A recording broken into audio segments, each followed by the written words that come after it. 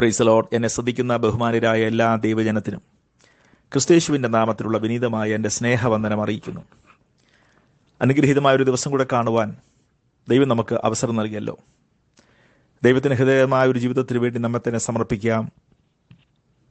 നമ്മൾ നിശബ്ദമായിരിക്കുന്ന ഉത്തരവാദിത്തങ്ങൾ നിർവഹിപ്പാൻ കർമ്മോത്സുകരായി നമുക്ക് നിലകൊള്ളാം. കർത്താവ് അതിന് നമ്മെ സഹായിക്കട്ടെ. വളരെ ദരിദ്രനായ ഒരു കുട്ടി അവൻ്റെ നാട്ടിൽ നടന്ന സുവിശേഷ യോഗത്തിൽ വെച്ച് രക്ഷിക്കപ്പെട്ടതിൻ്റെ സന്തോഷത്തിൽ അവൻ തൻ്റെ അയൽവാസികളോടും യേശുക്രിസ്തുവിൻ്റെ രക്ഷയെക്കുറിച്ച് പറഞ്ഞു. ഇത് കേട്ട ഒരാൾ ചോദിച്ചു, യേശുക്രിസ്തു നിന്നെ ഇത്രമാത്രം സ്നേഹിക്കുന്നുണ്ടെങ്കിൽ അവൻ നിനക്ക് എന്തുകൊണ്ടാണ് 2 പുതിയ ഷൂസ് നൽകാത്തത്? കുട്ടി നിസ്സംശയം പറഞ്ഞു, കർത്താവ് ആരോടോ ഷൂസ് നൽകണമെന്ന് പറഞ്ഞു കഴിഞ്ഞു. ആ വ്യക്തി മറന്നുപോയതാണ്.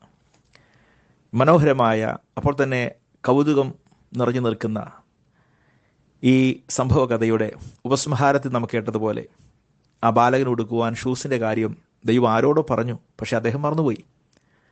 പ്രധാനപ്പെട്ട ഒരു കാര്യം മറക്കുക എന്നുള്ളത് അത് വരുത്തുന്ന ദുരവസ്ഥ എത്ര വലുതാണ്. സുവിശേഷീകരണത്തെക്കുറിച്ചും ആത്മീയവിധത്തെക്കുറിച്ചും കർത്താവ് നമ്മോട് പറഞ്ഞിട്ടുള്ള കാര്യങ്ങൾ നമ്മളത് മറന്നുപോയാലോ അത് വരുത്തുന്ന നഷ്ടം എത്ര വലുതായിരിക്കും. നമുക്കതിനെ കണക്കാക്കാൻ പറ്റില്ല. ഈ ചിന്ത മനസ്സിൽ വെച്ചുകൊണ്ട് റോമാലേഖനം 15-ാം അധ്യായം 14-ാം വാക്യത്തിലേക്ക് നമ്മുടെ ശ്രദ്ധയെ തിരിക്കാം. സഹോദരന്മാരെ, നിങ്ങൾ തന്നെ ദയാപൂർണരും സകല ജ്ഞാനവും നിറഞ്ഞവരും അന്യോന്യം പ്രബോധിപ്പിപ്പാൻ പ്രാപ്തരുമാകുന്നു എന്ന് നിങ്ങളെക്കുറിച്ച് ഉറച്ചിരിക്കുന്നു. എങ്കിലും ജാതികളെന്ന വഴിപാട് പരിശുദ്ധാത്മാവിനാൽ വിശുദ്ധീകരിക്കപ്പെട്ട് പ്രസാദകരമായി തീരുവാൻ ഞാൻ ദൈവത്തിൻ്റെ സുവിശേഷ ഘോഷണം പുരോഹിതനായി അനുഷ്ഠിച്ചുകൊണ്ട്. വളരെ മനോഹരമായ ഈ റോമാലേഖനത്തിനായി ഞാൻ കർത്താവിനെ സ്തുതിക്കുന്നു. ലേഖനങ്ങളുടെ കൂട്ടത്തിൽ സമുന്നതമായ ഒരു സ്ഥാനം റോമാലേഖനത്തിനുണ്ട്. മറ്റ് പല ലേഖനങ്ങളും സംക്ഷിപ്തമായി എഴുതപ്പെട്ടതും 1-2 പ്രധാനപ്പെട്ട കാര്യം സഭയെ ഓർമ്മപ്പെടുത്തുവാനും ഊന്നിപ്പറയുവാനും ഉപയോഗിക്കപ്പെടുമ്പോൾ റോമാലേഖനം ഒരു സമഗ്രമായ ലേഖനമാണ്.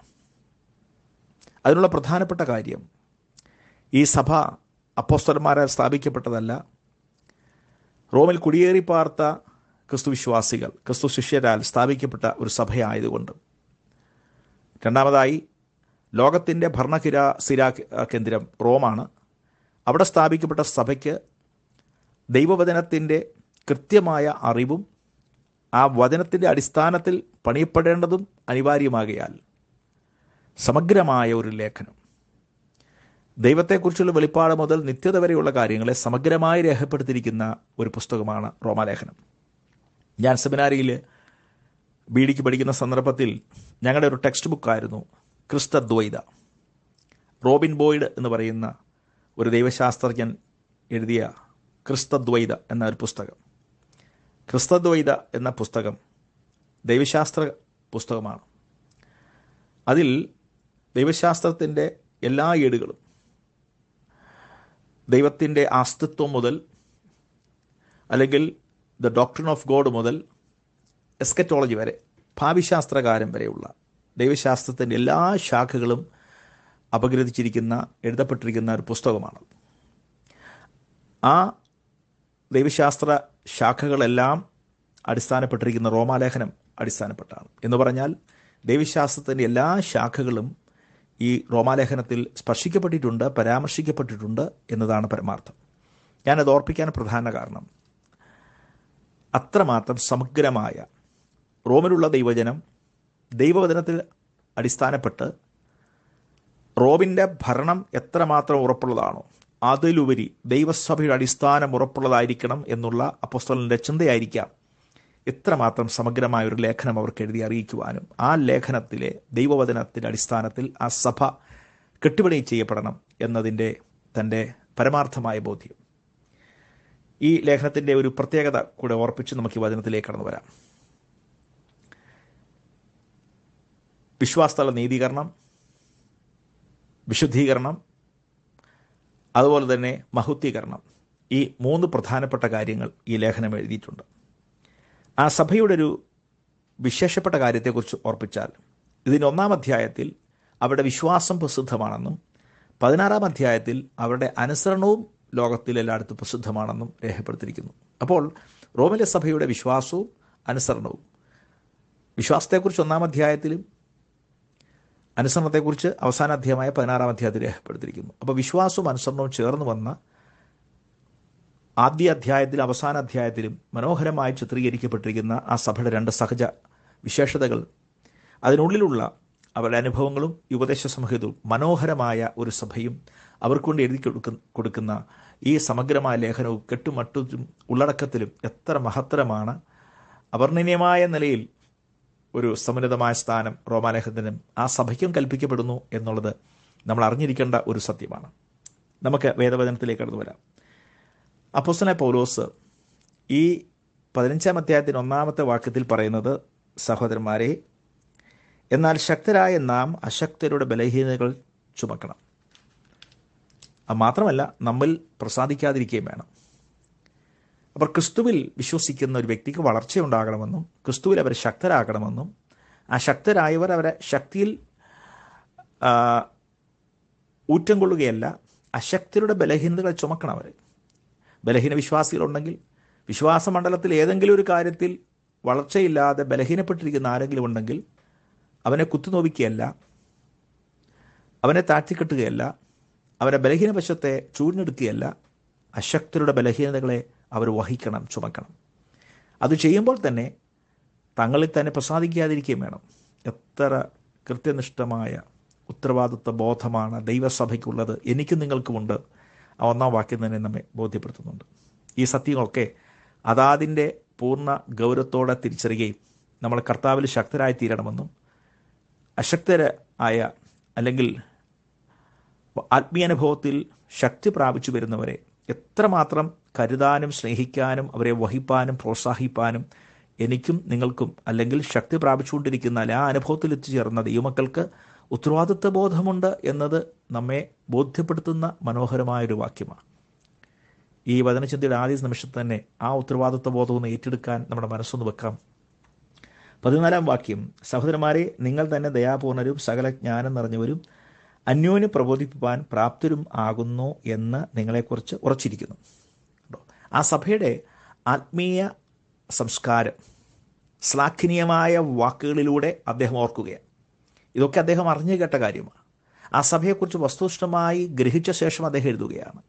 വെറുതെ എന്തെങ്കിലും പറഞ്ഞ് അവരുടെ മനസ്സിനെ ഇളക്കുകയല്ല, അവരെ പുകഴ്ത്തുകയല്ല, വെറുതെ ശ്ലാഘിക്കുകയല്ല. അങ്ങനെ ശ്ലാഘിക്കുന്ന സ്വഭാവം കർത്താവിനുമില്ല, അപ്പോസ്തലന്മാർക്കും നമുക്ക് തിരുവഴുത്തിൽ കാണാൻ കഴിയുന്നില്ല. മറിച്ച് സത്യമായ ആ സഭയുടെ കാര്യത്തെ പരാമർശിക്കുകയാണ്. ഇവിടെ പറഞ്ഞിരിക്കുന്നത് നിങ്ങൾ തന്നെ ദയാപൂർണരാണ് എന്ന് പറഞ്ഞാൽ you are full of Mercy, you are full of goodness എന്നാണ് ഇംഗ്ലീഷിൽ കൊടുത്തിരിക്കുന്നത്. നന്മ നിറയപ്പെട്ട, സ്നേഹത്തിലും ദയയിലും നന്മയിലും നിറയപ്പെട്ട ഒരു സഭ. നോക്കൂ, ആ ദൈവമക്കൾ തമ്മിൽ ആ ദയാപൂർണത പങ്കിടുകയാണ്. എത്ര മനോഹരമാണ്. 2-ാമത്തെ ഭാഗം, സകല ജ്ഞാനവും നിറഞ്ഞവരും. You have extensive knowledge, you are filled with all knowledge എന്നൊക്കെയാണ് ഇംഗ്ലീഷിൽ കൊടുത്തിരിക്കുന്നത്. എന്ന് പറഞ്ഞാൽ അറിയേണ്ട ആത്മസത്യങ്ങൾ നിങ്ങൾ ഗ്രഹിക്കുന്നുണ്ട്, അല്ലെങ്കിൽ ഗ്രഹിക്കാൻ ആഗ്രഹമുള്ള, അതിൽ വളരാൻ ആഗ്രഹമുള്ളവരാണ് നിങ്ങൾ. ഇത് ലോകജ്ഞാനത്തെക്കുറിച്ചല്ല പറഞ്ഞിരിക്കുന്നത്. റോമിൽ ഉള്ളവരാണെങ്കിൽ പോലും, റോമിൻ്റെ പ്രൗഢിയും മനോഹാരിതയുടെ അറിവ് അവർക്കുണ്ടെങ്കിൽ പോലും ആ ഒരു അറിവിനെ ബൈബിളിൽ ശ്ലാഘിക്കേണ്ട ആവശ്യമില്ലല്ലോ. അപ്പോൾ ദൈവവചനത്തെക്കുറിച്ചുള്ള അറിവും അതിൽ വളരാനുള്ള അഭിവാഞ്ചയുള്ള ഒരു സഭയായി അവരെ ശ്ലാഘിച്ച് പറയുകയാണ്. 3, അന്യോന്യം പ്രബോധിപ്പിക്കാൻ പ്രാപ്തരാണ്. ദൈവസഭയിലുള്ള ദൈവമക്കൾ അന്യോന്യം പ്രബോധിപ്പിക്കുന്നു. ഈ സിയോൻ യാത്രയിൽ, ഈ ആത്മജീവിതത്തിൽ അന്യോന്യം ബലപ്പെടുത്തിയും ശക്തീകരിച്ചും കൈപിടിച്ചും മുന്നോട്ട് പോകുക. അഡ്മോണിഷിങ് ഈച്ച് അതർ, പ്രബോധിപ്പിക്കുന്നു. അതിന് നിങ്ങൾ പ്രാപ്തന്മാരാണ്. അപ്പോൾ ഒരു സഭയിൽ നടമാടണമെന്ന് നമ്മൾ കൊതിക്കുന്ന അനുഗ്രഹീതമായ ആത്മീയ ഗുണങ്ങൾ, സഹജ ഗുണങ്ങൾ ആ സഭയിലുണ്ട് എന്ന് ശ്ലാഘിച്ച് പറയുകയാണ്. എന്നിട്ട് അപ്പോസ്തലനായ പൗലോസ് അവരെ കാര്യപ്രസക്തമായ മറ്റൊന്നിലേക്ക് ക്ഷണിക്കുകയാണ്. സഭയ്ക്കുള്ളിൽ സ്നേഹമുണ്ട്, ആദരതയുണ്ട്, കരുതലുണ്ട്. സഭയ്ക്കുള്ളിൽ ദൈവജനത്തിൻ്റെ പരിപോഷണം നിങ്ങൾക്കുണ്ട്. അന്യോന്യം പ്രബോധിപ്പിച്ച് തമ്മിൽ പ്രോത്സാഹിപ്പിക്കുന്ന മനോഭാവം നിങ്ങൾക്കുണ്ട്. അപ്പോൾ ആ നിലയിൽ റോമാസഭ അകത്ത് വളരെയധികം അനുഗ്രഹീതമായ രീതിയിൽ മുന്നേറുകയാണ്. പക്ഷെങ്കിൽ അപ്പോസ്തലനായ പൗലോസ് പറയുന്നു, ഈ സഭയ്ക്ക് പുറത്തൊരു ലോകമുണ്ട്. റോമിൽ എത്രയോ ജനം പല രാജ്യങ്ങൾ വരുന്നുണ്ട്. റോമിലൊന്ന് പോകുക എന്ന് പറയുന്ന മനുഷ്യൻ്റെ ഹൃദയത്തിൽ വലിയ സ്വപ്നമാണ്. അങ്ങനെ ദേശം കാണാനും അവിടെ കുടിയേറി പാർത്തതുമായ ദൈവജനത്തിൻ്റെ സത്യങ്ങളെ തീർത്തും അറിയാത്ത ജാതികളായ വിഗ്രഹാരാധനയുള്ള, അതുപോലെ തന്നെ അധാർമികമായി ജീവിക്കുന്ന ഒരു വലിയ കൂട്ടം ജനതയുണ്ട്. അവരോട് സുവിശേഷം പറയുവാനുള്ള ചുമതല കൂടെ ഉണ്ട് എന്നാണ് നമുക്ക് 15-ാം വാക്യത്തിൽ രേഖപ്പെടുത്തുന്നത്. നോക്കൂ, അന്യോന്യം പ്രബോധിപ്പാൻ പ്രാപ്തരുമാകുന്നു എന്ന് ഞാൻ നിങ്ങളെക്കുറിച്ച് ഉറച്ചിരിക്കുന്നു. എങ്കിലും ജാതികളെന്ന വഴിപാട് പരിശുദ്ധാത്മാവിനാൽ വിശുദ്ധീകരിക്കപ്പെട്ട് പ്രസാദകരമായി തീരുവാൻ ഞാൻ ദൈവത്തിൻ്റെ സുവിശേഷ ഘോഷണം പുരോഹിതനായി അനുഷ്ഠിക്കുന്നു. അപ്പോൾ ദൈവസഭയ്ക്കകത്ത് നിങ്ങൾ വളരെ സ്വർഗീയാനുഭവം നിങ്ങൾ പങ്കിടുന്നു, എന്നാൽ പുറത്തെ ലോകത്തെക്കുറിച്ച് നിങ്ങൾക്കൊരാത്മഭാരമുണ്ടാകണം. നശിക്കുന്ന ലോകത്തെക്കുറിച്ച് നിങ്ങൾക്ക് സുവിശേഷീകരണത്തിൽ ഉത്തരവാദിത്വമായി പുറത്തു വരുവാൻ കഴിയണം. ആ ഒരു സത്യത്തിലേക്ക്, സുവിശേഷീകരണത്തിലേക്ക് ശ്രദ്ധ ആകർഷിച്ചുകൊണ്ട് അപ്പോസ്തലനായ പൗലോസിൻ്റെ സുവിശേഷ ഘോഷണം താൻ എങ്ങനെ ചെയ്യുന്നു എന്ന് പരിചയപ്പെടുത്തുകയാണ് അവിടെ. ആ വാക്കുകൾ പരിമിതമായ വാക്കിൽ ഓർപ്പിച്ച് ഞാൻ ഈ എപ്പിസോഡ് അവസാനിപ്പിക്കുവാൻ കർത്താവിൽ ആഗ്രഹിക്കുന്നു. അപ്പോസ്തലനായ പൗലോസ് തൻ്റെ സുവിശേഷീകരണത്തിൻ്റെ 3 ഭാഗങ്ങളെക്കുറിച്ച് ഇവിടെ രേഖപ്പെടുത്തുകയാണ്. അതിലൊന്ന് പ്രൊക്ലമേഷനാണ്. പ്രൊക്ലമേഷൻ, വിളംബരം ചെയ്യുക. എങ്ങനെ? ജാതികളുടെ ഇടയിലെ സുവിശേഷ ഘോഷണം, ദൈവത്തിൻ്റെ സുവിശേഷ ഘോഷണം ഞാൻ പുരോഹിതനായിട്ടാണ് ചെയ്യുന്നത്.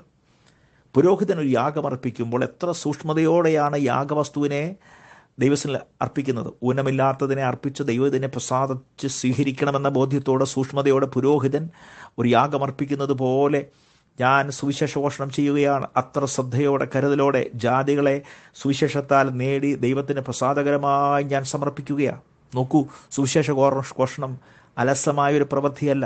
2 ട്രാക്റ്റ് കൊടുത്തു അല്ലെങ്കിൽ അവ്യക്തമായി എന്തൊക്കെ വിളിച്ചു പറഞ്ഞ് അവസാനിപ്പിക്കുമ്പോൾ നമുക്കുണ്ടാകുന്ന ശബ്ദഘോഷണത്തിലുണ്ടാകുന്ന ഒരു സംതൃപ്തിയാണോ സുവിശേഷ ഘോഷണം? കൺവിൻസിംഗ്ലി ഇൻഫോമിങ് എന്നൊരു പദപ്രയോഗമുണ്ട്. കൺവിൻസിംഗ്ലി ഇൻഫോമിങ്, ബോധ്യമാകുന്ന രീതിയിൽ നമ്മൾ സത്യങ്ങളെ അറിയിക്കണം. കൺവിൻസിംഗ്ലി ഇൻഫോമിങ്, ഒരാൾക്ക് ബോധ്യമാകുന്ന രീതിയിൽ കാര്യം അറിയിക്കുന്നില്ലെങ്കിൽ ആശയവിനിമയം നടക്കുന്നില്ല. അവനൊരിക്കലും കേട്ടിട്ടില്ല. നമ്മൾ പറഞ്ഞതേ ഉള്ളൂ, പക്ഷേ ഗ്രഹിക്കേണ്ടവർ ഗ്രഹിച്ചിട്ടില്ല. അപ്പോൾ നമ്മൾ സുവിശേഷ ഘോഷണത്തിൽ ഓർക്കേണ്ട പ്രധാന കാര്യം, നമ്മൾ എന്തൊക്കെ വിളിച്ചു പറഞ്ഞു. നമ്മുടെ പ്രഭാഷണങ്ങൾ തന്നെ, പ്രസംഗങ്ങൾ തന്നെ ഒരു വലിയ ശബ്ദമയമായി തീരുക. അത് അനുവാചകർ കേട്ടോ, ഗ്രഹിച്ചോ, അവർക്ക് സ്വീകരിക്കത്തക്കവണ്ണം അവർക്കത് മനസ്സിലായോ എന്ന് നമ്മൾ ചിന്തിക്കുന്നില്ല. നമ്മളൊരു ഭാഗത്ത് വിളിച്ചു പറയുകയാണ്. നമ്മുടെ മനസ്തൃപ്തിക്ക് വേണ്ടിയും ഒക്കെ നമ്മൾ വിളിച്ചറിയുക. നമ്മുടെ പ്രസംഗങ്ങളൊക്കെ പലപ്പോഴും അതും ഒരു ആരാധന വേദികളായി തീരുകയാണ്. അവിടെ എല്ലാവരും സ്തോത്രം പറയണം, അവിടെ എല്ലാവരും കൈയടിക്കണമെന്നൊരാഗ്രഹത്തിൽ നമ്മൾ പലപ്പോഴും നമ്മുടെ പ്രസംഗം തന്നെ കൊണ്ടുപോകുന്നതുകൊണ്ട് പലതും ആൾക്കാർ ഗ്രഹിക്കേണ്ട പോലെ ഗ്രഹിക്കുന്നില്ല. യേശു കർത്താവ് പോലും വ്യക്തമായി ലളിതമായി പഠിപ്പിച്ചിട്ട് പോലും അന്ന് കൂടെയുള്ള അപ്പോസ്തലന്മാർക്ക് പലതും ഗ്രഹിക്കാൻ കഴിഞ്ഞില്ലെങ്കിൽ നമ്മൾ ശബ്ദമയമായി പറയുന്ന, എൻ്റെ അനുവാചകർ കേട്ടോ ഗ്രഹിച്ചോ എന്നുപോലും ചിന്തിക്കാതെ നമ്മൾ പറഞ്ഞു വിടുന്ന കാര്യം അവർ ഗ്രഹിച്ചെന്ന് ഒരിക്കലും നമുക്ക് ശടിക്കാൻ പറ്റില്ല. അപ്പോൾ കൺവിൻസിംഗ്ലി ഇൻഫോമിങ്, ആൾക്കാർക്ക് ബോധ്യമാകുന്ന രീതിയിൽ ആശയവിനിമയം ചെയ്യുക, അവർ ഗ്രഹിച്ചു എന്ന് ഉറപ്പുവരുത്തുക, എങ്കിൽ മാത്രമേ അവർക്ക് സുവിശേഷത്തിൽ പ്രതികരിക്കാൻ കഴിയുള്ളൂ. ഇത് നമ്മൾ പ്രത്യേകം ശ്രദ്ധിക്കേണ്ട ഒരു കാര്യമാണ്. അപ്പോൾ പൗലോസ് അപ്പോസ്തലൻ സുവിശേഷ ഘോഷണം ഒരു പുരോഹിതനായി അർപ്പിക്കുക. എത്ര സൂക്ഷ്മതയോടെ കൃത്യമായി ദൈവത്തിന് ഇവർ പ്രസാദകരമായ സ്വീകാര്യമാകണമെന്ന് ജാതികളെ താൻ സുവിശേഷത്താൽ നേടി അവതരിപ്പിക്കുക ദൈവസന്നിധി. എത്ര ഗൗരവത്തോടും പ്രാർത്ഥനയോടും ഭക്തി നിർഭരമായും വ്യക്തമായും നമ്മൾ ചെയ്യേണ്ട ഒരു കാര്യമാണ്. അപ്പോൾ അതിലേക്ക് ഈ റോമാസഭയുടെ ശ്രദ്ധയെ തിരിക്കാം. രണ്ടാമതായി തൻ്റെ സുവിശേഷ ഘോഷണത്തിൽ താൻ ഉപയോഗിക്കുന്ന രണ്ടാമത്തെ ഒരു പദമാണ് പവർഫുൾ. തൻ്റെ സുവിശേഷീകരണം അത് പുരോഹിതനായി മാത്രമല്ല, പ്രീസ്റ്റ്ലി മാത്രമല്ല, പ്രൊക്ലമേഷൻ അല്ലെങ്കിൽ പ്രീസ്റ്റ്ലി പുരോഹിതനായി മാത്രമല്ല, അത് പവർഫുള്ളാണ്. നമുക്ക് 18-ാം വാക്യത്തിലെ ശ്രദ്ധ തിരിക്കാം. ക്രിസ്തു താൻ മുഖാന്തരം ജാതിയുടെ അനുസരണത്തിനായിട്ട് വചനത്താലും പ്രവൃത്തിയാലും അടയാളങ്ങളുടെയും അത്ഭുതങ്ങളുടെയും ശക്തി കൊണ്ടും പരിശുദ്ധാത്മാവിൻ്റെ ശക്തി കൊണ്ടും പ്രവർത്തിച്ചത് അല്ലാതെ മറ്റൊന്നും മിണ്ടുവാൻ ഞാൻ തുനിഞ്ഞില്ല. അപ്പോൾ തൻ്റെ പ്രസംഗം, തൻ്റെ സുവിശേഷ ഘോഷണം അത് വചനമായി മാത്രമല്ല, അത് പ്രഘോഷണം മാത്രമല്ല, അത്ഭുതങ്ങളും അടയാളങ്ങളും പരിശുദ്ധാത്മാവിൻ്റെ പ്രവൃത്തിയുടെയും അകമ്പടിയോടുകൂടിയാണ് തൻ്റെ സുവിശേഷ ഘോഷണം. തെസ്സലോനിക്ക ലേഖനത്തിലും അത് തന്നെ അദ്ദേഹം പറയുന്നുണ്ട്.